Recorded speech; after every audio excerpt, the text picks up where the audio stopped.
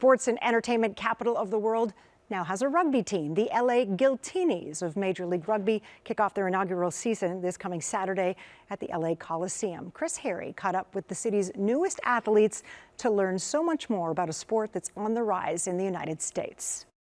Johnny's got the ball and you're running the shape off Johnny. I got one. Ready?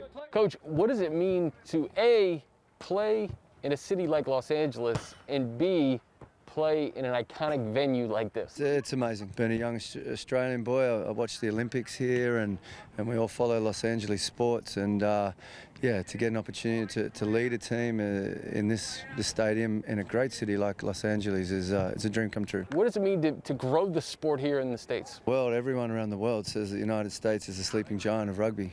One of the goals of our team is to grow the sport, and America's got so many great athletes. If we can get here and provide another opportunity for good athletes to play a physical, contact-driven sport, I think it's a great thing for both for world rugby and both for the city and America in general. Being back here in front of friends and family, originally from Sacramento, so it's my home state, and obviously this iconic venue means a lot to a lot of people here, so really excited to come here and play. Even though we can't have fans here, it's going to be great being back on home soil.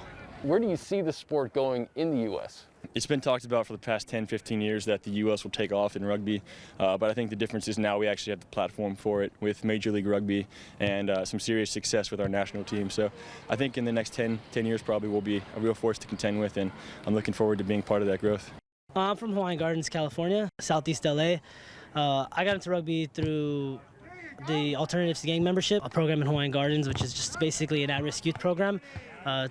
Its mission is basically to keep kids off the street, keep them safe and out of trouble. When we were growing up, it wasn't a thing to be able to play professional rugby in the United States, and you really didn't even think about rugby after high school when I was growing up around here. Luckily for me, I was able to go to college, and after that, the MLR came around, and it kind of just fell into place, and I'm more than grateful. So Matt, I just talked to a few people. They compared you to the Tom Brady of rugby, the David Beckham of rugby. Would that be an accurate statement? No, I think only from age point of view. So these guys, they're obviously iconic in sport. So for me, no, I don't really see myself. I think the boys are trying to play a prank there. You have had a decorated career, and to be able to bring it to the States, what does that mean to you? Yeah, it's really exciting. The sporting capital of the world, the entertainment capital of the world. Not just for me, but for my family. You know, it's an experience. It's a life experience for my kids. A lot of the boys are excited and looking forward to the season.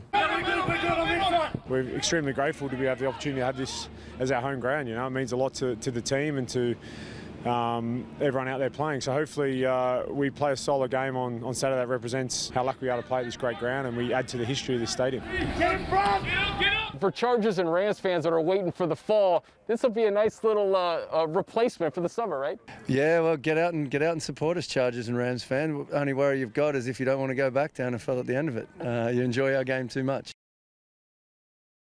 All right, Chris, thank you. A quick add to that story. The name Giltinis was inspired by alcohol, named for a yet-to-be-marketed cocktail faced with gin. Appropriate note on St. Paddy's Day.